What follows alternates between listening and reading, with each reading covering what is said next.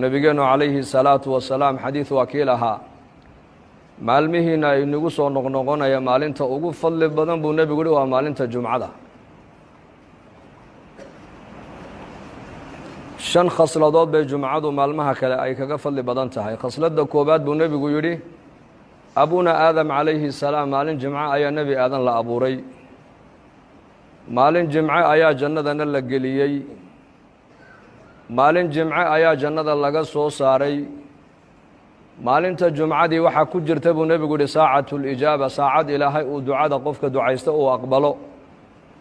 maalinta jumcadana waxa uu nebigu yihi saacadda qiyaamada ayaa dhici doonta. marka bishii rabadaan iyo jamce waa nicam weyn weeyaan, ilaahayna nugu mahadino weeyaan.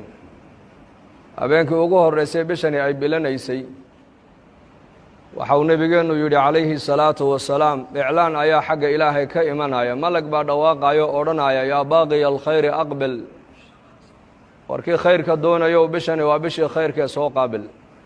waa bishii khayrka weeyaan, waa bishii naxariista weeyaan, waa bishii dembi dhaafka weeyaan, waa bishii naarka xoraynta weeyaan. malag baa odhanaya yaa baaqiya alkhayri aqbil, kii khayrka doonayo bishani waa bishii khayrkee soo qaabil oo soo jeeso, oo cibaadada ilaahay soo qaabil, oo salaadda taraawiixda soo qaabil, oo qur-aanka akhriskiisa soo qaabil, oo kahratu lkhayr, bishani waa bishii khayrka ajarka badan laga helaye soo jeesa buu leeyahay malagaasi, soo qaabil. wayaa baaqiya shari aqsir, kii dembiga iyo fujuurka iyo macsiyada iyo xumaanta ku dhiiranaya mar walba xagga sharka u degdegayow, bishani bishii ilaahay la caasinaya dembiga la laaqanayay ma ahayna ka joogsa buu leeyahay oo ka gaabso. waa bisha nebigeenu calayhi salaatu wasalaam uu yidhi haddii rabadaan uu yimaado albaabada jannada ayaa la furaa, wa fii riwaayatin albaabada raxmadda ayaa la furaa. albaabada naarahana waa la xidhaa buu nebigu yihi calayhi salaatu wasalaam, maradatu shayaaiinna waa laga xidhaa bini aadanka. waa bisha keliya ilaahay jala wacala qur-aanka uu ku sheegay magaceega shahru ramadaan. waa bisha maaragtaane la yidhi waa bishii qur-aankuna uu soo degay. waa bisha keliya ee nebigeenu uu yidhi habeen kasta oo bisha rabadaan ka mida buu nebigu yihi waxa uu ilaahay leeyahay addoommo uu naarta ka xoreeyo. waa bisha keliya ee la sheegay in albaabada jannada la furo. waa bisha keliya ee la sheegay in albaabada naarahana la xidho. bal tiriya fadaa'ilkayga bisha rabadaan fadligay leedahay. waa bisha keliya ee nebigu uu yidhi maradatu shayaaiinna waa laga xidhaa bini aadanka. waa bisha ay ku jirta habeenkii weynaa ee qur-aanka ilaahay uu sida gaarka ugu ammaanay ee uu yidhi innaa anzalnaahu fii leylati اlqadr. 10ka dambana allah ina gaadhsiiye.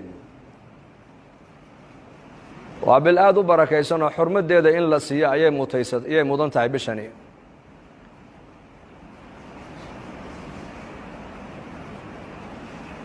asawmu junna, soomku waxau nebigu ku sheegay fadaa'ilkiisa kadaalika inuu yahay gaashaan.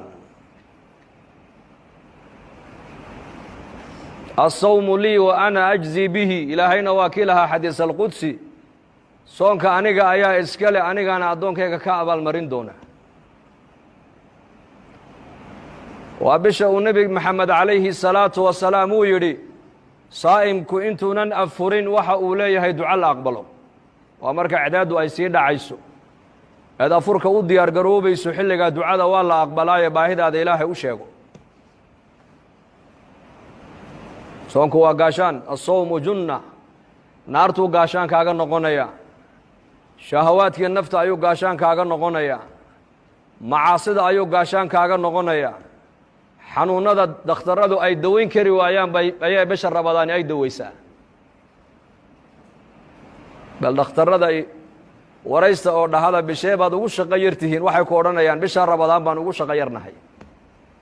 nin docteera oo maalin ka hadlaaya ayaa yidhi bishii caafimaadkaa timiday, bishii dadku ay bogsanayeen baa timiday. waayo baa lagu yidhi wuxuu yidhi bishaa cid noo timaada maba aragnay buu yidhi, dadka bukaanku way yaraadaan. waa bishii caafimaadka. waa bishii ilaahay tabaaraka wa tacaala loo dhowaanayey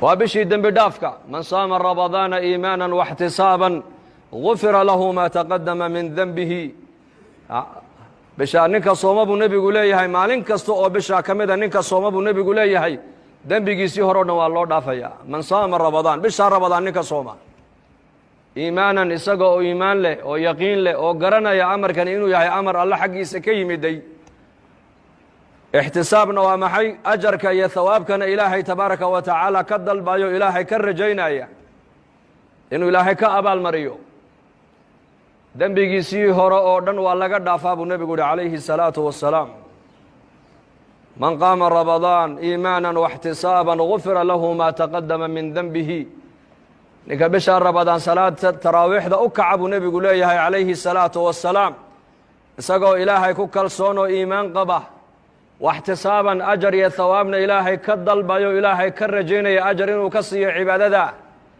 isagana dembigii horay uga dhacay oo dhan baa laga dhaafaa buu nebigu uhi calayhi الsalaatu wassalaam